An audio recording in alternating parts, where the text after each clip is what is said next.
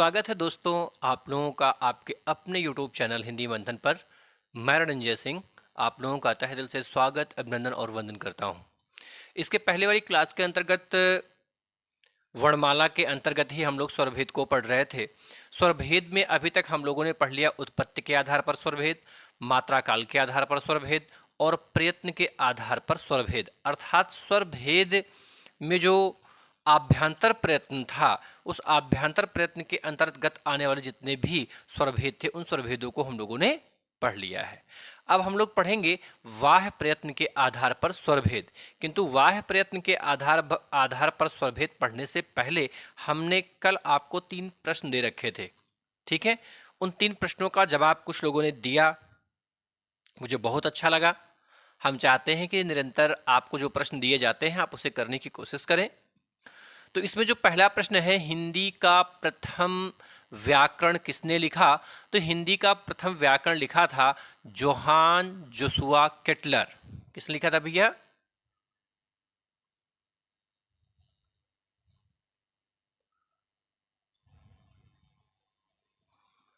Johan Joshua Ketelaar.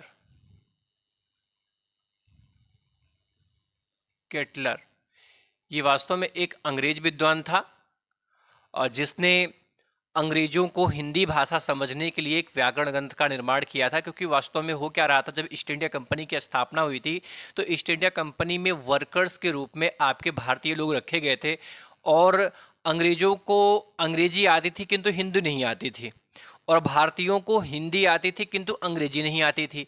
तो उनसे बात करने में अंग्रेजों को बहुत दिक्कत होती थी। अपनी बात को समझाने के लिए, उन्हें किसी चीज़ को निर्देश देने के लिए उनको बड़ी दिक्कतें आती थी। इसलिए अंग्रेज भाइयों के लिए उसने अंग्रेज भाइयों के लिए कि वो अंग्रेजी अच्छे से सीख सकें, इसके लिए जोहान जोशुआ केटलर ने पहली बार हिंदी का एक व्याकरण लिखा था, ठीक है। दूसरा प्रश्न है कि व्याकरण शब्द का संधि विच्छेद क्या होगा?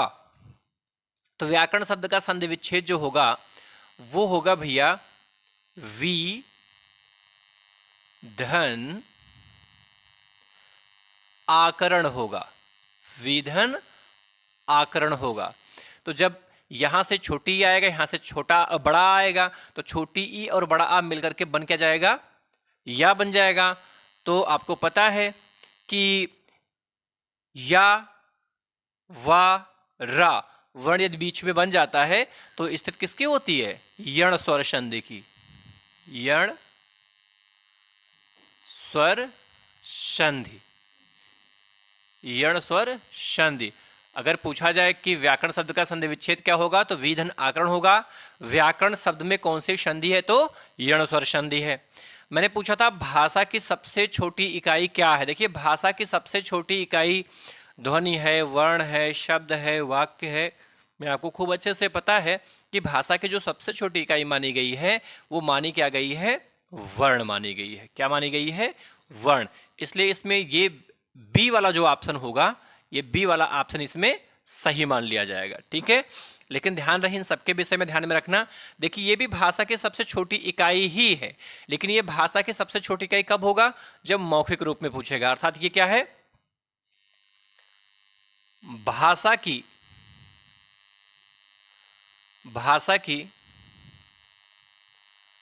सबसे छोटी मौखिक इकाई। भाषा की सबसे छोटी मौखिक इकाई क्या होती है भैया? ध्वनि होती है। क्या होती है? ध्वनि। और ये क्या है? भाषा की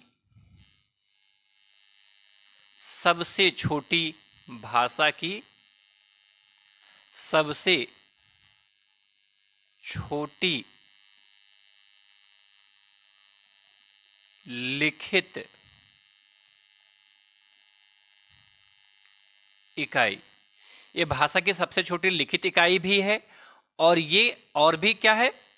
ये भाषा की सबसे छोटी इकाई भी है।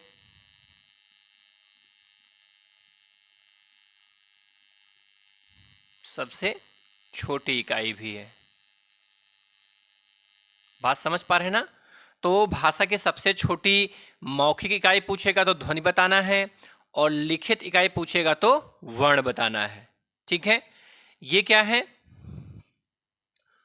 अर्थ प्रदान करने वाली, अर्थ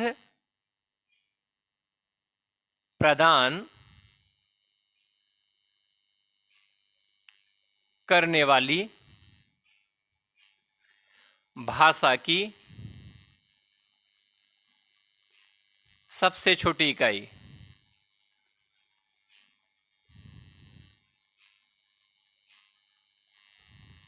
छोटी इकाई। और ये भी सबसे छोटी इकाई वाक्य भी होता है, लेकिन कब होता है? तो भाव या भावार्थ, भाव या भावार्थ प्रदान करने वाली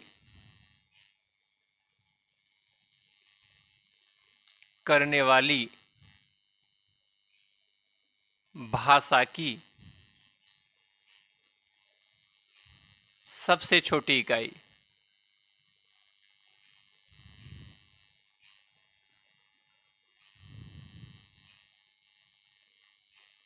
सबसे छोटी इकाई। ध्यान रहे, ये भाषा की सबसे छोटी मौखिक इकाई है या भाषा की सबसे छोटी लिखित इकाई है, और यह अर्थ प्रदान करने वाली भाषा की सबसे छोटी इकाई है, और यह भाव या भावार्थ प्रदान करने वाली भाषा की सबसे छोटी इकाई है। बात समझ में आ गया? चलिए, अब हम लोग अपने व्याकरण की तरफ चलते हैं जो हम लोग पढ़ रहे थे। आज हम लोगों को पढ़ना क्या भैया? तो आज हम लोगों को पढ़ना है वाह प्रयत्न के आधार पर स्वरभेद पढ़ना है। ठीक है, वाह प्रयत्न के आधार पर स्वरभेद। आइए समझते हैं कि वाह प्रयत्न के आधार पर स्वरभेदों का वर्गीकरण किस तरीके से किया गया है, उसमें कौन कौन सी खास बातें हमें देखने के लिए होती हैं। ठीक है, हेडिंग बनाएंगे हम।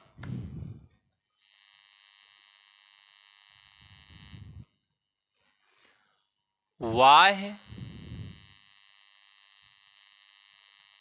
प्रयत्न के आधार पर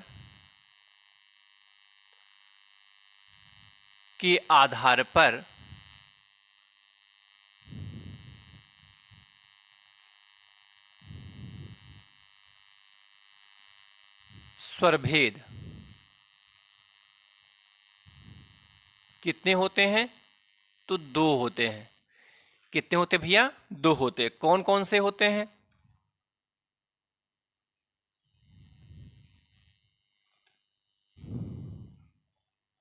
तो पहला होता है नाद के आधार पर। नाद के आधार पर, या इसी को हम लोग क्या कहते हैं? झंकार के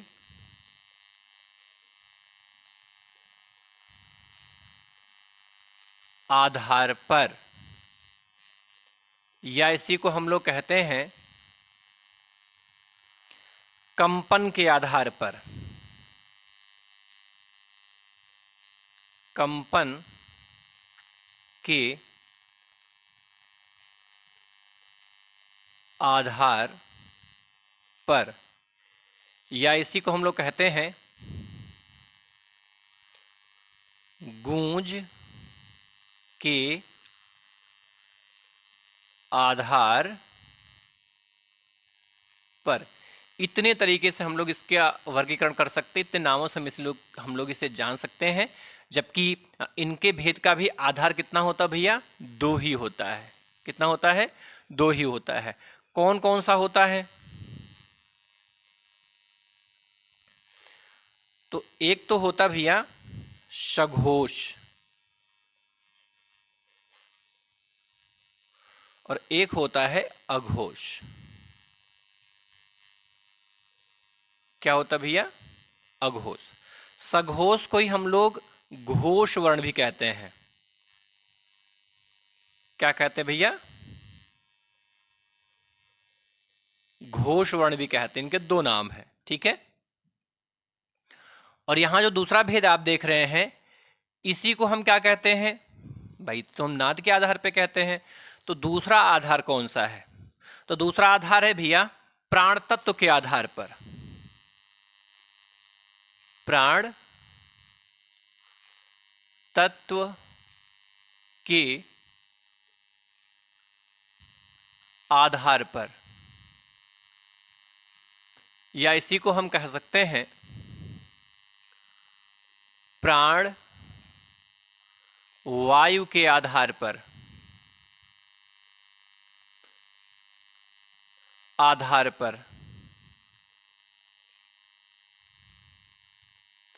या इसी को हम कह सकते हैं श्वास के आधार पर।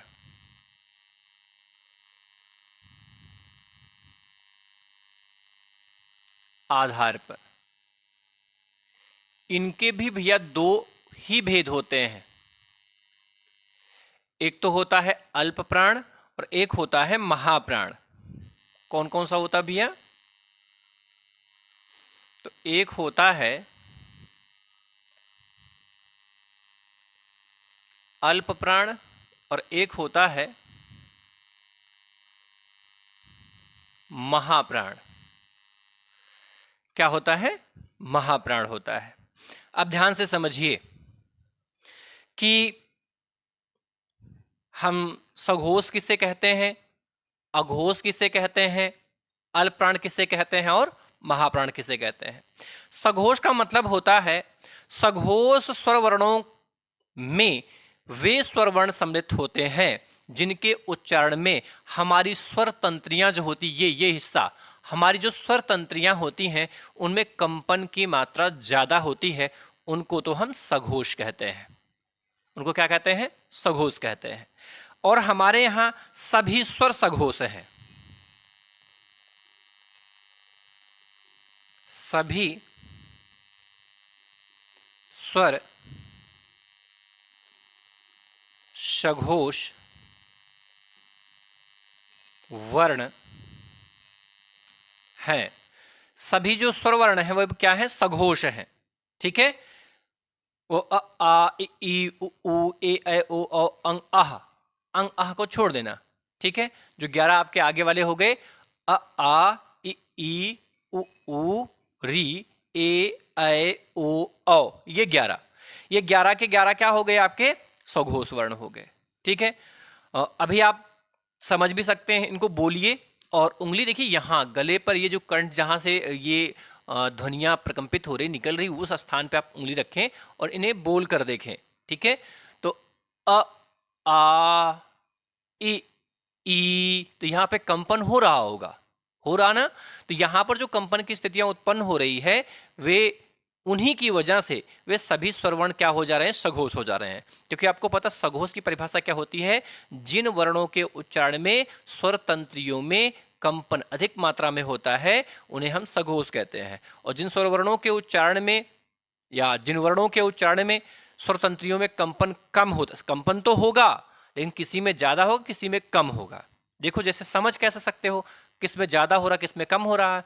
तो आप बोल के देखिए, क, फिर बोलिए ख, क ख, क ख, ठीक है।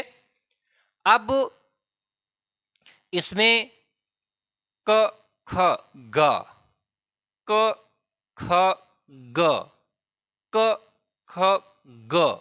तो आप जब ग बोल रहे हैं तो गा में क्या हो रहा है? गा में ज्यादा जो कंपन हो रहा ना, और क ख में कम हो रहा। क ख ग, क ख ग। तो आपको पता है कि क और ख ये क्या है? ये अघोष है। और क ख और गा वाला क्या है? तो गा घा अंगा, ये तीनों क्या होता है? सघोष वर्ण होता है। ठीक है। तो हमारे यहाँ जितने भी स्वरवर्ण होते हैं वो सभी के सभी क्या होते हैं, सघोष होते हैं। हमारे यहाँ कोई भी स्वरवर्ण क्या नहीं होता भैया, अघोष नहीं होता है। और सारे के सारे स्वरवर्ण क्या होते हैं, अल्पप्राण भी होते हैं। अब अल्पप्राण और महाप्राण किससे कहते हैं, देखो अल्प, एक शब्द इसमें दिया गया है अल्प। अल्प का मतलब होता है थोड़ा। क्या अर्थ होता है भैया, थोड़ा। आप यह कह सकते हैं कम, ठीक है। और आपको पता है प्राण का अर्थ क्या होता है, तो प्राण का अर्थ होता है वायु, ठीक है। आप जिसे हवा भी कह सकते हैं, ठीक है। तो और महा का मतलब यहां पर किससे है, ज्यादा से है, ज्यादा से है। और प्राण का मतलब वायु अथवा हवा से है, ठीक है। तो जिन वर्णों के उच्चारण में कम मात्रा में हवा या फिर वायु बाहर निकलती है उन्हें हम अल्पप्राण कहते हैं, और जिन वर्णों के उच्चारण में ज्यादा मात्रा में वायु या हवा बाहर निकलती है उन्हें हम महाप्राण कहते हैं। तो हमारे यहाँ जितने भी स्वर वर्ण हैं उनके उच्चारण में मुंह से हवाएं बहुत कम मात्रा में बाहर निकलती हैं, ठीक है। जैसे अ आ ई उ ऊ री ए ऐ ओ औ, तो आप इसमें हवा कम निकल रही है। लेकिन वहीं देखिए क ख, तो आप क कहीं देखिए कम हवा निकल रही हो, ख कहिए देखिए ढेर सारी हवा निकल रही, क ख क ख क ख। तो जिनमें कम हवा निकलती है वो क्या होता है, वो अल्पप्राण होता है। जिनमें ज्यादा निकलती है वो महाप्राण होता है। तो सभी स्वरवर्ण क्या होते हैं, अल्पप्राण होते हैं। सभी स्वरवर्ण, सभी स्वरवर्ण अल्प प्राण वर्ण है, अल्प प्राण वर्ण है, ठीक है। यहां तक की बात समझ में आ गई। तो आप इसका एक स्क्रीनशॉट लें और कहीं कोई दिक्कत होगी तो आप कमेंट बॉक्स में अपना प्रश्न रख सकते हैं, ठीक है। ले लिया स्क्रीनशॉट आपने भैया, बहुत अच्छी बात है। अब हम लोग आगे देखेंगे। अगला है उच्चारण स्थान के आधार पर स्वर भेद। किसके आधार भैया, उच्चारण स्थान के आधार पर स्वर भेद।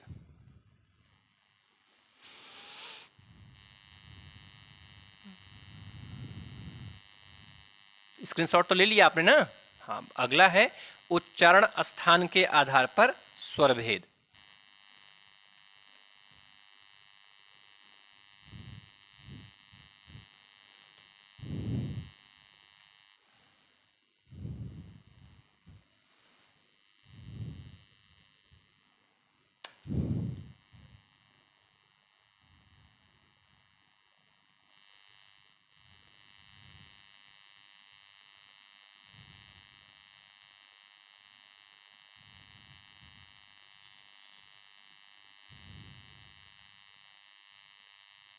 उच्चारण स्थान के आधार पर स्वर भेद। तो उच्चारण स्थान की यदि हम लोग बात करें तो मुख्य रूप में जो उच्चारण स्थान होते हैं भैया वो 5 होते हैं। कौन कौन से होते हैं,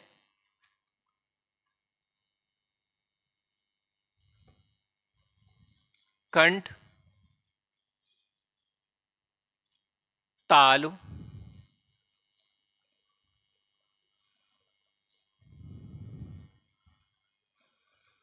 मूर्धा,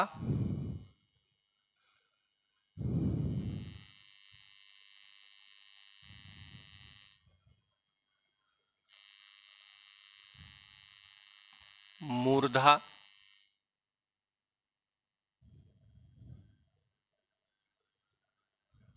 दंत्य, ओष्ठ, ठीक है। ये 5 जो हैं ये मुख्य उच्चारण स्थान,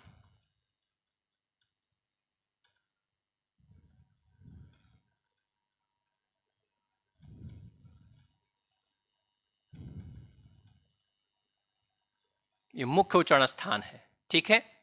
इसमें चीजें एकदम सब क्रमागत ही हैं। यहां आपका आ जाएगा अ आ, यहां आ जाएगा ई ई, यहां आ जाएगा री, री। हमारे यहां कोई भी दंत वर्ण नहीं होता है, ली होता है तो, लेकिन ली हिंदी में नहीं होता है, संस्कृत में होता है।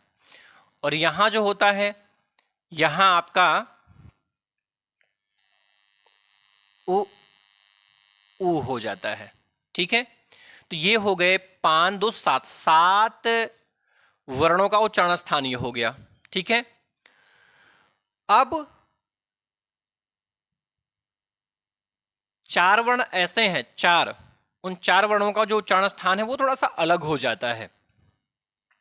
आपको पता है, जब इस छोटा आ के साथ में यह छोटी ई मिलता है तब बनता क्या है, तब बनता है भैया ए।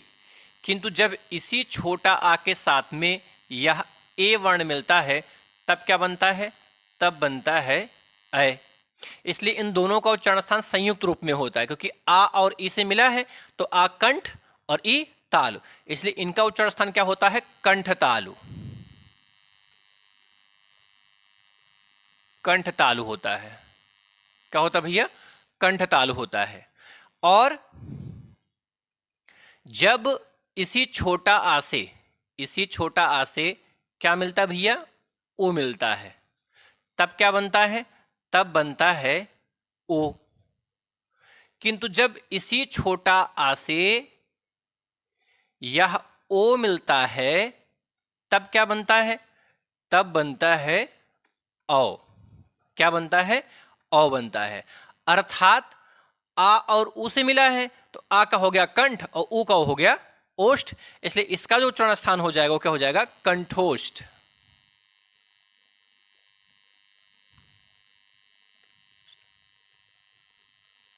कंठोष्ठ हो जाएगा। क्या हो जाएगा भैया, कंठोष्ठ। ठीक है, तो ये आपके 11 के 11 स्वर वर्णों का उच्चारण स्थान हो गया। देखिए 1 2 3 4 5 6 7 8 9 10 11, ये 11 के 11 स्वर वर्णों का उच्चारण स्थान हो गया। किसके आधार पर, उच्चारण स्थान के आधार पर। ठीक है, बात समझ में आ गई। अब हम लोग आगे बढ़ेंगे, किंतु आगे बढ़ने से पहले आपसे निवेदन है कि आप एक स्क्रीनशॉट ले लें और फिर हम लोग आगे की तरफ चलते हैं। आगे हम लोग देखेंगे भैया 4 वर्ण हैं जो हमें भ्रम में ले आते हैं, उन 4 वर्णों को एक साथ पढ़ लेंगे। इनको आपने लिख लिया ना अच्छे से, चलिए स्क्रीनशॉट ले लिया ना, हाँ आगे देखते हैं। देखिए ये 4 वर्ण हैं और ये बहुत ज्यादा कंफ्यूजन पैदा करते हैं, मन में बड़ी भ्रांतियां पैदा कर देते हैं। एक है अंग, एक है आह, एक है ओ और एक है अ। ठीक, ये 4 वर्ण हैं। इन 4 वर्णों का नाम आपको खूब अच्छे से पता होना चाहिए कि हम इसे क्या कहते हैं, इसे हम लोग अनुस्वार कहते हैं। क्या कहते हैं, अनुस्वार कहते हैं। ठीक, इसे हम लोग क्या कहते हैं, तो इसे हम लोग विसर्ग कहते हैं। क्या कहते हैं, विसर्ग कहते हैं। इसे हम लोग क्या कहते हैं, तो इसे हम लोग आगत, आगत स्वर वर्ण कहते हैं, आगत स्वर वर्ण कहते हैं। और इसे क्या कहते हैं, तो इसे हम लोग कहते हैं अनुनासिक्य। क्या कहते हैं, अनुनासिक कहते हैं। अब इनके उपनाम भी हैं, ठीक है, इनके उपनाम भी हैं। अब इनका उपनाम क्या है भैया, इनका ध्यान से समझेंगे, इनको हम कई उपनामों से जानते हैं। इनको हम मेहमान वर्ण कहते हैं, मेहमान स्वर वर्ण कहते हैं। इनको ही हम लोग मेहमान के साथ साथ गृहित भी कहते हैं। गृहीत स्वर वर्ण कहते हैं, गृहीत स्वर वर्ण कहते हैं। ठीक है, इन्हीं को मेहमान वर्ण कहते हैं, इन्हीं को गृहीत स्वर वर्ण कहते हैं। इन्हीं को हम लोग विदेशी स्वर वर्ण भी कहते हैं।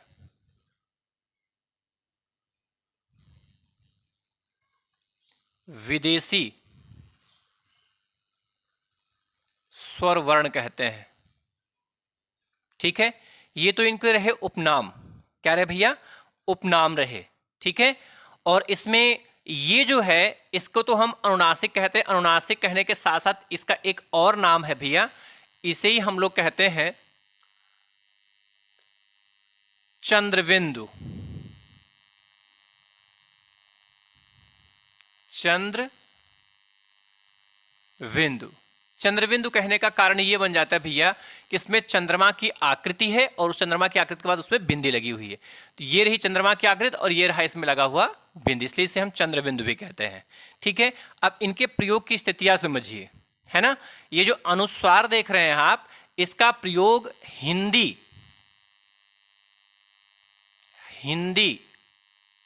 व संस्कृत दोनों ही भाषा में, दोनों ही भाषा में प्रयोग।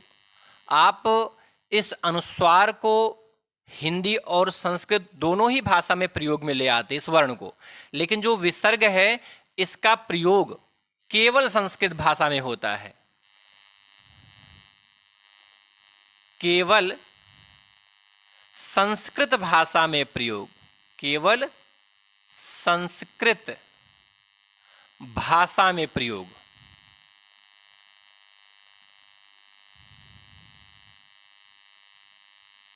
केवल संस्कृत भाषा में प्रयोग।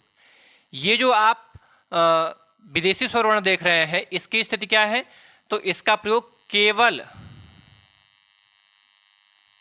केवल अंग्रेजी भाषा में प्रयोग,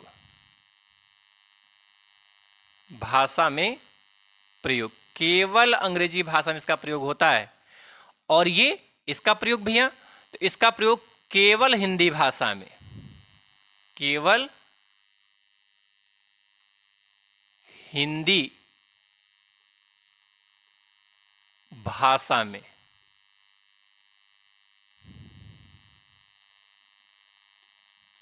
केवल हिंदी भाषा में प्रयोग। ठीक है, उदाहरण के तौर पे अगर हम देखना चाहें तो बहुत सारे शब्द हैं, जैसे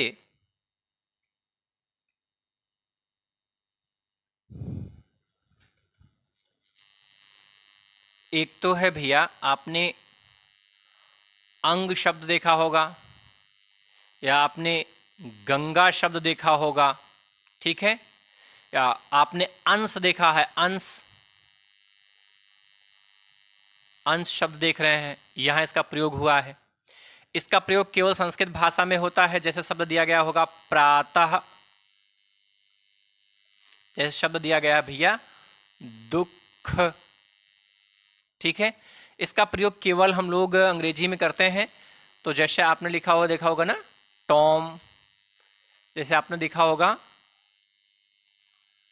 डॉक्टर। ठीक है, इन शब्दों में प्रयोग देखा होगा। इनका प्रयोग आपने देखा होगा जैसे गांव है, जैसे आंख है। आपने इन शब्दों में इनका प्रयोग देखा होगा।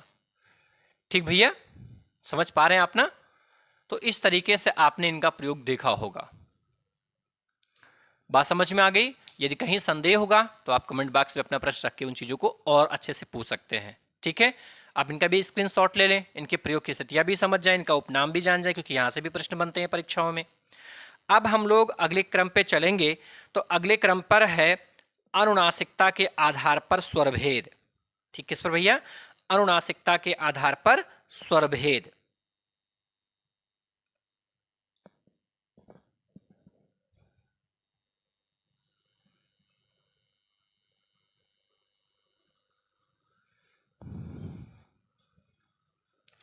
एक और महत्वपूर्ण बात ध्यान में देंगे, ध्यान में रखने का विषय वस्तु भैया, कि अगर आपसे पूछा जाए कि ये जो अनुस्वार है, इस अनुस्वार शब्द का तद्भव रूप क्या होगा, तो अनुस्वार शब्द का तद्भव रूप क्या होगा? अनुनासिक। अर्थात यह तत्सम रूप है और यह क्या है? तद्भव रूप है। ये वैसे ही इसका प्रयोग भी आप संस्कृत शब्दों में ज्यादा देखेंगे, संस्कृत शब्दों में ज्यादा देखेंगे, लेकिन अपवाद स्वरूप ये जो है हिंदी में भी देखने के लिए मिल जाता है। ठीक है, हाँ, ये बात ध्यान में रखनी है।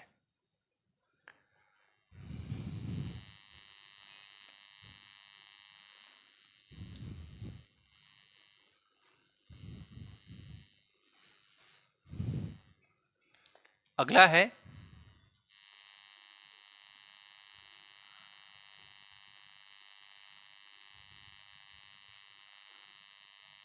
अनुनासिकता के आधार पर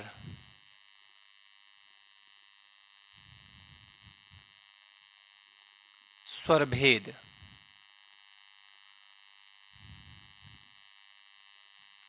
कितने होते हैं भैया? 2 होते हैं। कौन कौन से होते हैं?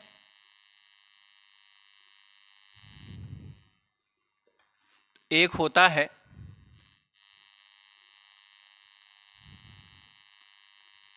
अनुनासिक वर्ण और एक होता है निरनुनासिक।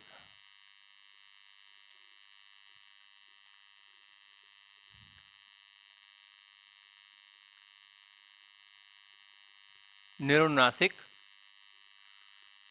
वर्ण होता है। ठीक है, इस अनुनासिक का जो सिंबल होता है वो क्या होता है? प्रतीक, चंद्रबिंदु होता है, या इसी के लिए हम लोग इसे चंद्रबिंदु भी कहते हैं। चंद्र बिंदु।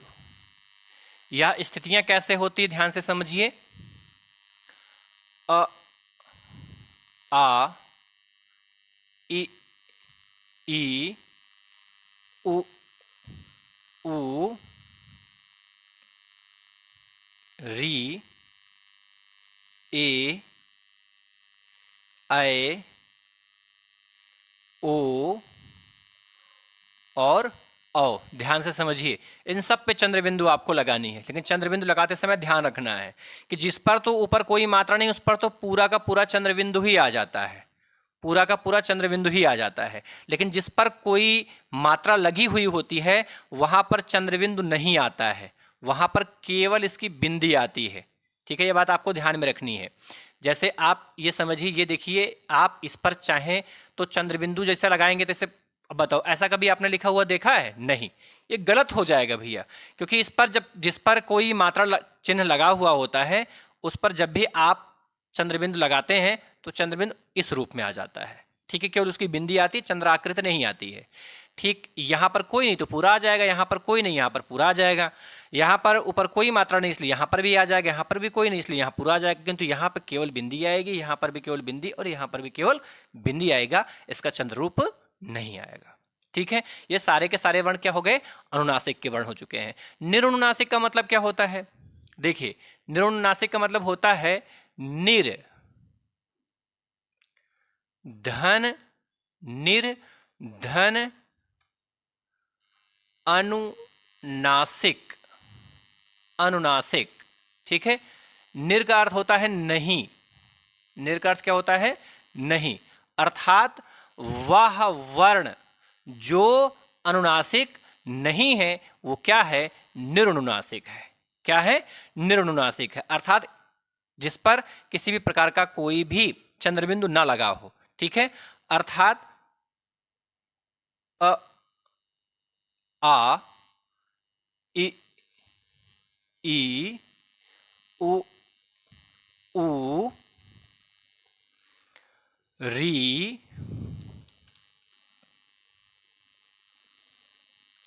ए, ऐ ओ औ। ये सारे के सारे वर्ण क्या है भैया? निरनुनासिक हैं। ठीक है, अनुनासिक वर्ण की श्रेणी में चंद्रबिंदु लगा हुआ रहता है, निरनुनासिक में चंद्रबिंदु नहीं लगा रहता है। ठीक है, ये बात भी समझ में आ गई आपके, तो आप इसका भी स्क्रीनशॉट लें। अब हम लोग आगे चलेंगे जाति के आधार पर स्वरवर्णों के भेद। जाति के आधार पर स्वरवर्णों के भेद ले लिया आपने स्क्रीनशॉट, आगे चलते हैं।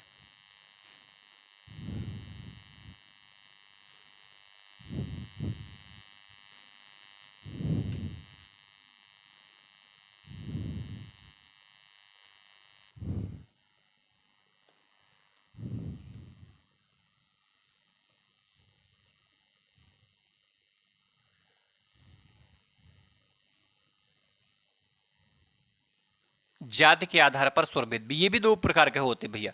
एक होता है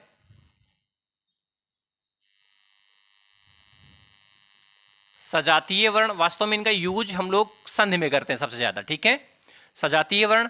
और दूसरा होता है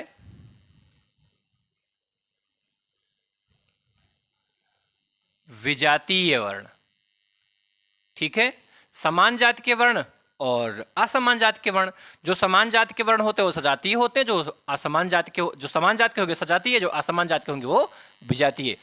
अर्थात अ, आ, इ, ई, उ, उ, ये जो आप देख पा रहे हैं भैया, ये जो 6 वर्ण आप देख रहे हैं, ये 6 वर्ण जो हैं ये सजातीय वर्ण श्रृंखला में आते हैं। किस में आते हैं? सजातीय में आते हैं।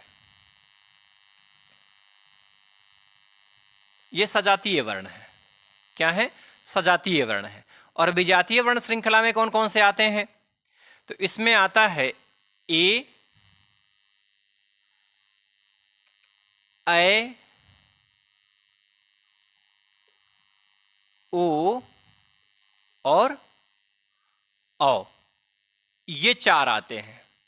क्यों आते हैं उसका भी कारण आप अच्छे से समझ लीजिए, क्यों ऐसा होता है, ऐसे होने का कारण क्या है, ध्यान से समझिए।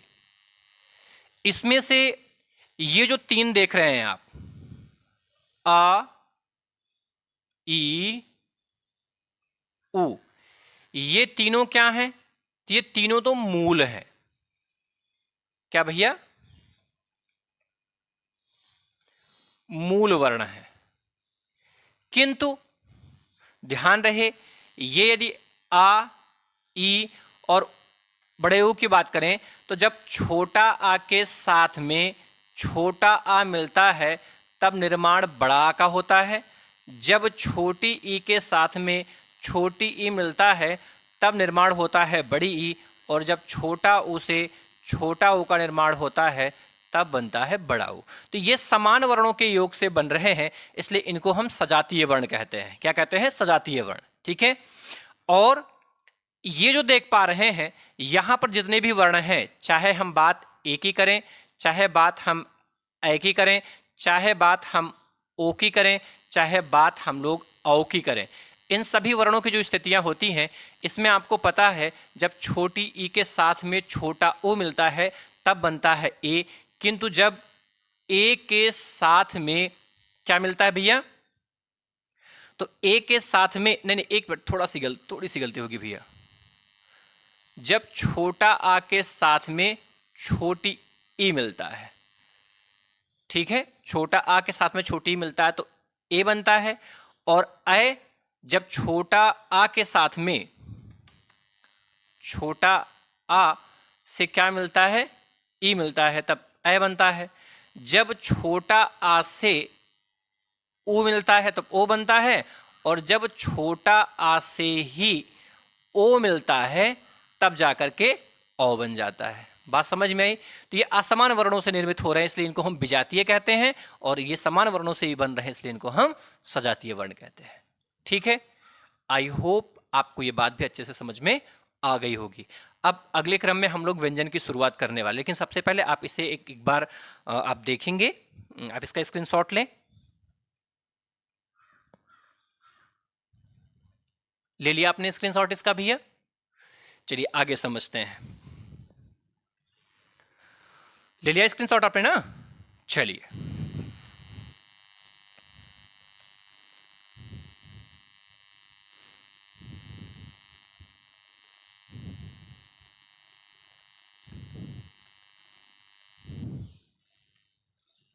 ले लिया। अब हम लोग व्यंजन की शुरुआत करेंगे। किसकी भैया? व्यंजन वर्ण की शुरुआत करेंगे। अर्थात अगले क्रम में हम लोग क्या पढ़ेंगे? व्यंजन वर्ण के विषय में। ठीक है, जिन वर्णों का निर्माण स्वरों की सहायता से होता है उनको हम व्यंजन वर्ण कहते हैं। ठीक है, हम इसे खूब विस्तार से पढ़ेंगे। व्यंजन वर्ण की स्थितियां क्या होती है, कैसे कैसे निर्माण की प्रक्रिया हुई है, इनके क्या गुण हैं, क्या क्या चीज़ें इसमें विशेष रूप में देखने के लिए मिलती है, उन सारी चीज़ों का हम लोग इसमें अध्ययन करेंगे। आज मैं अपनी वाणी को यहीं पर विराम देता हूं। इसके आगे की चीज़ों की चर्चा मैं अगले दिन करूंगा, किंतु जाने से पहले आपसे निवेदन करता जा रहा हूं कि कृपया आप हमारे चैनल को लाइक और सब्सक्राइब करें। हमारे इस वीडियो को भी आप लाइक करें, इस पर कमेंट करें और इस वीडियो को ज़्यादा से ज़्यादा लोगों के पास शेयर करें, जिससे कि और लोगों को भी इसका लाभ मिल सके। धन्यवाद।